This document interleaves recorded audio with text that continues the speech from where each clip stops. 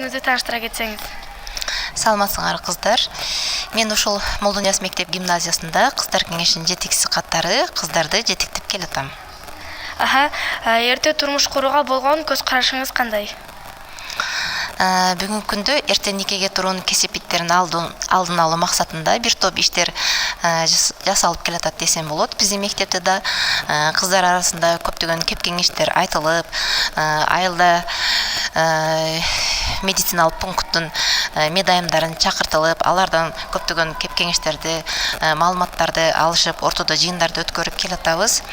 Эртең никеге туруунун кесепеттери менимче эң биринчиден кыздарды билим алуусунан ажыратат, ден соолугуна терс зыяндарды алып келет. Мисалы, эртең никеге турган кыз бала төрөө мүмкүнчүлүгүндө өтө чоң олуттуу ден соолугуна зыяндарды алып калышы мүмкүн. Ошондой эле турмуштук тажрыйбасы жок болгондуктан ар тараптуу кысымдарга, зордук зомбулуктарга тушуп калышы мүмкүн.